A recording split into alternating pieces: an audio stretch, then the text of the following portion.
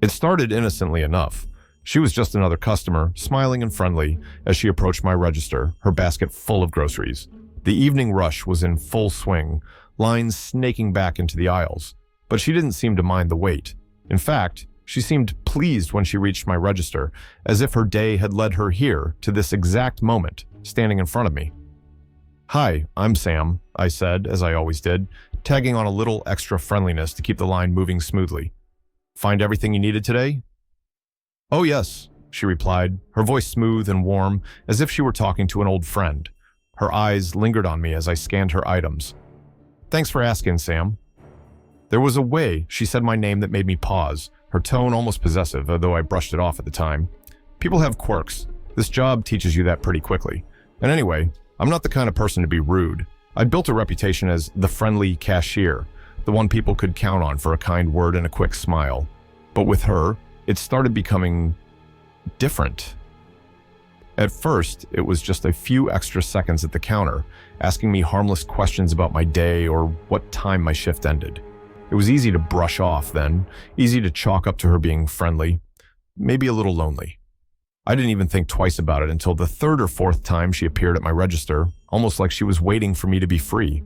I'd be ringing someone up, and there she'd be, hanging back at the end of the line, that same unwavering gaze fixed on me, eyes bright and expectant.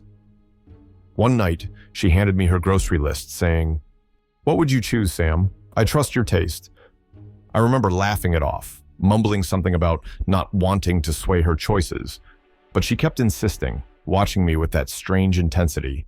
Her eyes never wavered, never broke contact. A shiver crept up my spine, though I forced myself to keep smiling. Then, she began asking me personal questions, innocuous enough at first, where I was from, if I was a student, what I did when I wasn't working.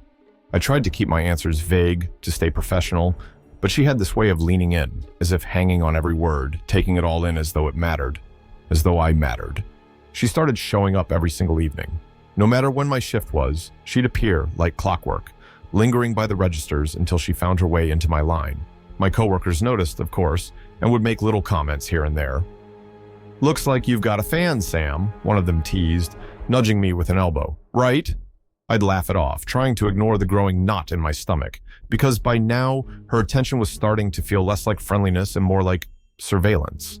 Her gaze had a weight to it, an intensity that was both unsettling and relentless. But I didn't want to be rude, didn't want to shatter that friendly cashier image I'd worked so hard to maintain. The first real red flag was the night she followed me out. It had been a long shift. I'd stayed late to help restock, and by the time I stepped into the cool night air, the parking lot was mostly empty, lit only by the harsh glow of the streetlights. I was tired, my mind already focused on getting home and collapsing on the couch.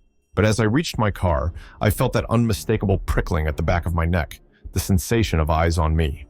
I turned, and there she was, standing a few rows over, her figure silhouetted under the streetlight. She didn't move, didn't speak, just stood there, staring at me with that same unblinking focus. A tight, uncomfortable smile stretched across her face, like she was waiting for me to come over and say something. For a split second, I considered it. Maybe I could tell her politely that I was uncomfortable, that I needed some space, but the thought of confronting her filled me with a strange, irrational dread, like somehow speaking out against her would break something delicate, something that I couldn't put back together. Instead, I climbed into my car, locked the doors, and drove home without looking back. I told myself it was just a coincidence, that maybe she'd had her own errands to run nearby. Maybe she just happened to be parked there. But deep down, I knew that was a lie. I felt her watching me the whole way. The next night, I tried to dodge her, slipping to the back when I saw her waiting in my line. I kept busy, avoiding the front, hoping she'd just leave, that maybe she'd lose interest. But after about 10 minutes, one of my coworkers came to find me looking confused. "Sam, that lady's asking for you again," he said, scratching his head. She's being kind of weird about it." Taking a deep breath, I headed to the front, plastering a smile onto my face as I approached her. She looked relieved when she saw me, her eyes lighting up with a strange, feverish gratitude, as if I'd been gone for years and had finally come back to her. "Sam," she said, her voice soft, but there was a new edge to it, a sharpness that hadn't been there before. "Why did you hide from me?" I stammered out something about needing to take care of inventory in the back, but she wasn't listening. Her eyes were fixed on me, unblinking, her hands gripping the edge of the counter so tightly that her knuckles turned white. "You don't have to be shy," she murmured, her voice trembling with emotion. "I know you've been dropping hints. I'm not blind, Sam. I know how you feel." My skin crawled. I had no idea what she was talking about, but I could feel the weight of her words pressing down on me, suffocating me. "Listen, I'm just doing my job," I managed, keeping my voice as calm as possible, though my heart was racing. "I think there's been a misunderstanding." At that, her face changed, twisting into something dark, something I hadn't seen before. Her voice rose, her words sharp, like the crack of a whip. "You think you can just play with people's feelings?" she hissed, loud enough that a few heads turned. "You think you can just lead me on and then brush me off like I'm nothing?"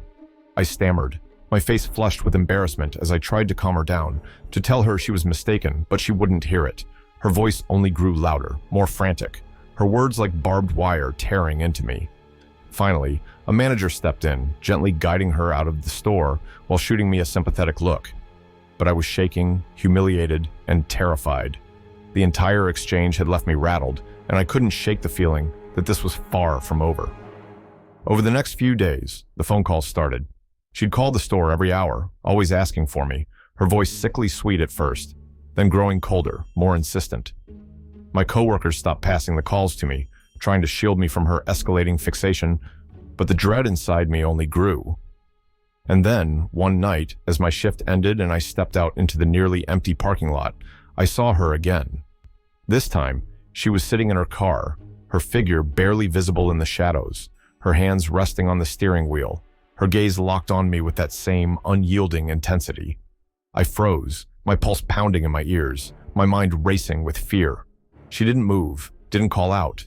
She just stared, watching me with a quiet, patient malice, as if she had all the time in the world. It took everything in me to force my legs to move, to keep my steps steady as I walked to my car. I could feel her eyes on me the whole way, her presence a dark, inescapable weight pressing down on me. I don't know how this will end. I don't know what she's capable of or how far she's willing to go, but I know one thing for certain: she won't stop. And neither will the dread that haunts me, gnawing at me every time I step into that store. Every time I see a customer who looks a little too familiar, a little too friendly.